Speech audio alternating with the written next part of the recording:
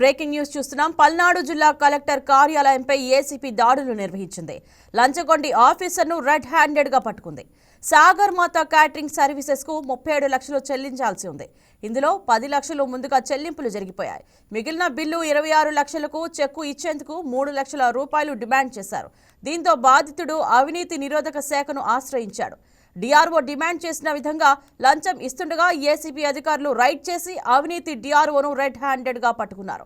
ఇటీవల కాలంలో డిఆర్ఓ స్థాయి అధికారి ఏసీపీకి పట్టుబట్టడం ఇదే మొదటిసారి కావడం గమనార్హం. దీనిపై మరింత సమాచారం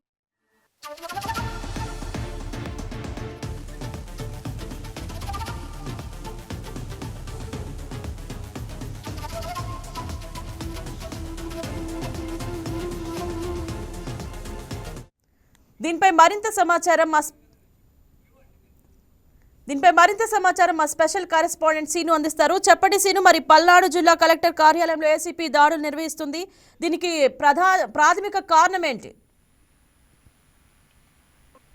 గుడ్ మార్నింగ్ శ్రావణి. మనం చూసుకున్నట్లయితే పల్నాడు జిల్లా కలెక్టర్ కార్యాలయం అయితే నిన్న సాయంత్రం అయితే ఏసీబీ మెరుగుబాట్లు అయితే చేయడం జరిగింది. ముఖ్యంగా డిఆర్ఓ క్యాబిన్ లోనే ఈ దాడులు చేసినట్లయితే తెలుస్తుంది. అంటే 2023వ సంవత్సరంలో మాజీ ముఖ్యమంత్రి జగన్మోహన్ రెడ్డి మాచార్ల నియోజకవర్గం ఉన్నటువంటి వరికుడిశాల ప్రాజెక్టు శంకుస్థాపన కార్యక్రమానికి అయితే మాచార్ల రావడం జరిగింది. ఆ వచ్చిన క్రమంలో అక్కడికి వచ్చే ప్రజలకు కావచ్చు, అంటే అధికారులకు కావచ్చు, క్యాటరింగ్ అయితే సాగరమాత క్యాటరింగ్ అంటే రెంచింతలకు చెందినటువంటి సాగరమాత క్యాటరింగ్ అయితే మీరు కాంట్రాక్ట్ ఇవ్వడం జరిగింది. దానిలో భాగంగా వారికి 37 లక్షలు గవర్నమెంట్ అయితే చెల్లించాల్సి ఉంది. దాని విషయంపై పలుమార్లు క్యాటరింగ్ సంబంధించినటువంటి వాళ్ళు డిఆర్ఓని కలిసి వారి విన్నపం చెప్పుకోవడం జరిగింది. మాకు అంటే డబ్బులు చెల్లించాల్సి ఉంది, మాకు ఇవ్వండి అని పలుమార్లు అయితే అధికారుల చుట్టూ తిరిగినట్లయితే వాళ్ళైతే మనకి తెలుపుతున్నారు. దీనిలో భాగంగానే వారు ఏసీబీని అయితే ఆశ్రయించడం నేను సాయంత్రం ఏసీబీ అయితే మెరుగుగాళ్ళు అయితే చేసి డిఆర్ఓ మురళి అయితే స్పాట్ లోనే 3 లక్షలు లంచం తీసుకుంటుండగానే వారి మీద దాడి చేసి పట్టుకోవడం అయితే జరిగింది శ్రావణి.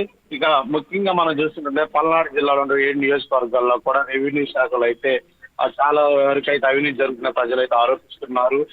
ప్రతి తహసీల్దార్ కార్యాలయంలో కూడా ప్రజలు ఏ సర్టిఫికేట్ తీసుకోవాలన్నా కానీ ఆ డబ్బులు చెల్లించాల్సి ఉంటుంది. అంటే మధ్యవర్తులకి చెల్లిస్తే అది అధికారులకు చేరుతున్నారైతే భారీగా ఆరోపిస్తున్నారు. ఒక బర్త్ సర్టిఫికేట్ దగ్గర నుంచి ఫ్యామిలీ మెంబర్ సర్టిఫికేట్, మ్యూటేషన్, అంటే ముఖ్యంగా మ్యూటేషన్ సంబంధించి అయితే వీరు గ్రామ పంచాయతీ తీర్మానం లేకుండా అయితే మ్యూటేషన్ చేస్తున్నట్టు తెలుస్తుంది శ్రావణి. ఆ ఫామ్ 8 ప్రకారం గ్రామ పంచాయతీ తీర్మానంలో పెట్టి ఆ గ్రామ పంచాయతీ ఆమోదించిన తర్వాత ఈ మ్యూటేషన్ చేయాల్సి ఉంటుంది. కానీ ముఖ్యంగా వీరు ఇది అయితే పక్కన పెట్టేసి రూల్స్ పాటించకుండా అయితే ఈ మ్యూటేషన్ వారికి ఇష్టం వచ్చినట్టుగా ప్రజల వద్ద డబ్బు దండుకుంటూ చేస్తున్నారు. దీనిపైన కూడా పలు ఆరోపణలు ఉన్నాయి శ్రావణి. ఇక ప్రజలు కోరుకునేది ఏంటంటే రెవెన్యూ శాఖలో రైతులకు సంబంధించి ఎక్కువగా సమస్యలు ఉంటాయి. ఈ సమస్యలు చెప్పుకోవడానికి తహసీల్దార్ కార్యాలయాన్ని అయితే వీరు సంప్రదిస్తూ ఉంటారు పలుమార్లు.